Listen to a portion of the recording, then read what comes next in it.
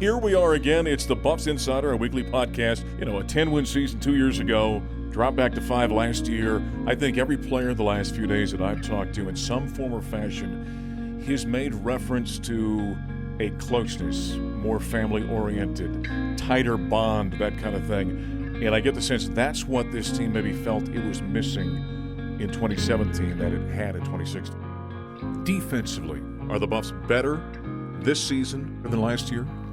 I like this defense a lot better. I think this defense has a chance to be a little bit of a surprise to people.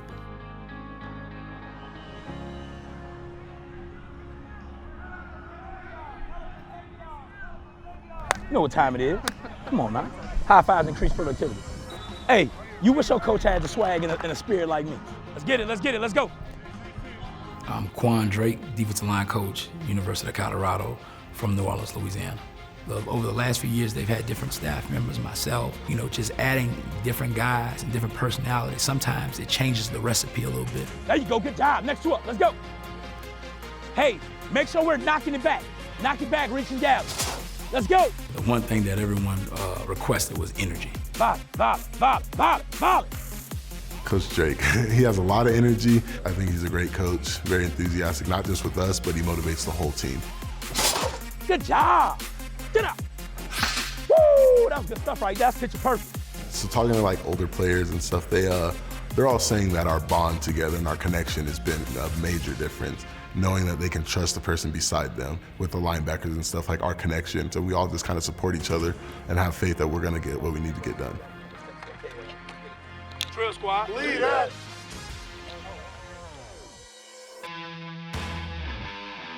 Davion, we came in together, so he was one of the first few people that I got to meet. On the field, that man is fast.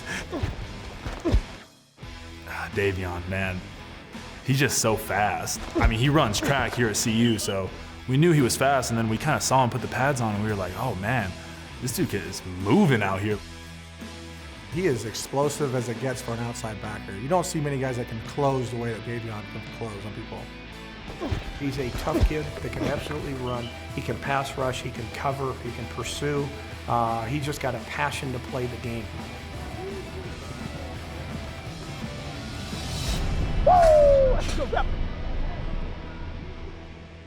When you see guys that go through different circumstances and tough times, and you see them finally overcome whatever handicap or whatever background they come from, and you see those guys finally put everything together, and then they find that moment where they finally get everything that they've worked for, it excites me, it gets me going a little bit.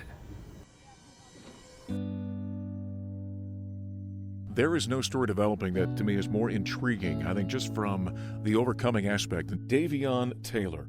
The really interesting thing about this kid is he did not play high school football because he could not play on Friday nights. My name is Davion Taylor. I'm an outside linebacker, and I'm from Magnolia, Mississippi. As soon as I came out here, I was homesick. Haven't seen my mom in 4 months at this time, so just she always wanted me to get away from home. Anyways, because ain't nothing down there for me besides just violence and all the other things that I could just end up in jail. I know she want to watch every game, but she just support me from down there in Mississippi. Magnolia is a small town, I would say 2,000 people. Everybody knows mostly everybody, so I used to walk to school every day. Growing up was it was stressful. Not having a father in my life was pretty hard, but my mother always kept us in church, so I had God in my life. So started watching football because my brother played his 7th grade year. So when he started playing, that's when I started to love the game. I started practicing with them every day. I was the best practice player.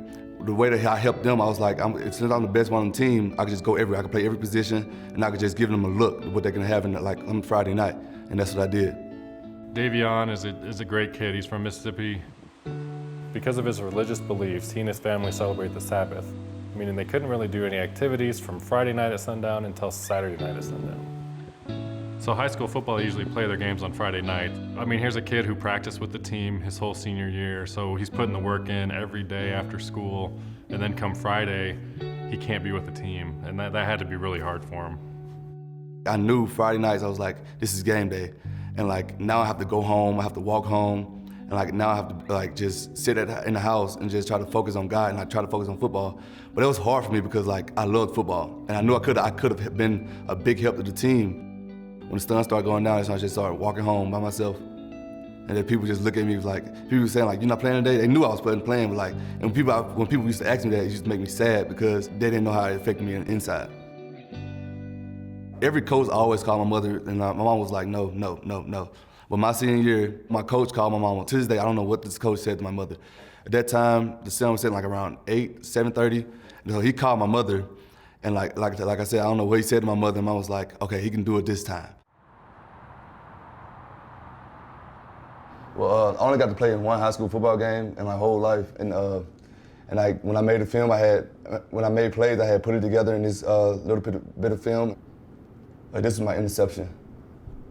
First and only interception in my high school career. The referee got in my way. I was one stiff arm away from a touchdown. When I sent it out, I explained like my religion. I tried to explain like why I couldn't play, but I never got an email back. I guess people just looked over it like he only have like one high school game. Like, what can he prove? No email backs, no letters, nothing.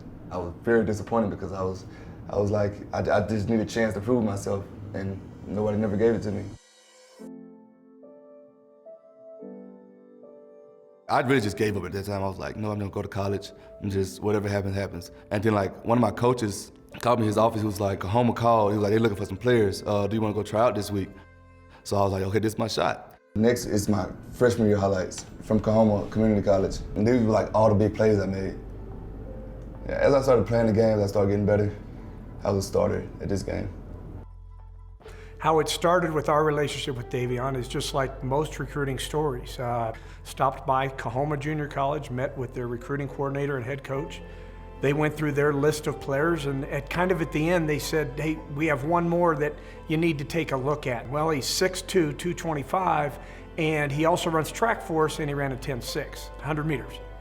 Once you got to meet Davion, you figured that he was a special individual. When coach said go ahead and offer him, made the call to Davion, you could just tell was excited. In my head, I was like, offer me, like, why? Like, I don't think I'm that good just yet. He was like, we believe in you. We believe you want to be the best. We want you here. I was like, okay, I'm coming. I committed on the spot. Davion committed to us right before his last year at Kahoma. What was difficult was hanging on to him all the way through because of the year he had. And sophomore season, I had a phenomenal season. I had ended up being the #1 outside linebacker recruit in the nation, and like I had like over 15 plus offers. We offered him, he loved us, he committed, and then you name them, they offered him because he ended up being like ranked the #1 or #2 outside linebacker in America. What made me stay committed, because I was like, Colorado was the first to offer me and first to believe in me, so I was like, I have to stay committed to them just like they stayed committed with me. Hi everybody and welcome to Boulder. Let's talk about the Buffs to start things up. Are they better than people thought? I think folks did not understand the impact changes on the coaching staff would have, nor the player development during the offseason. It's now pump fake, lost it, picked up, touchdown. Davion Taylor. That's Davion Taylor, the 5. So Jamogo, he's gobbled up. Davion Taylor. Oh my goodness. Davion Taylor comes flying through with a sack. He's just a phenomenal young man, and he's doing great here, and he just loves it. He's not only told people his dreams, he showed people his dreams. I feel like I'm still underestimated, and I just want to prove that I can compete on this level and be the best no matter my past.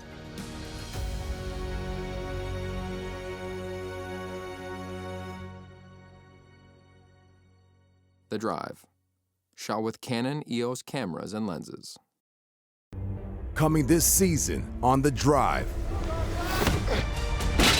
we go behind the scenes of every football program in the Pac-12. It's about smashing someone in the face every single play! To tell the most compelling stories of the players and coaches in the Conference of Champions. For the most in-depth access with your team, watch The Drive on Pac-12 Network.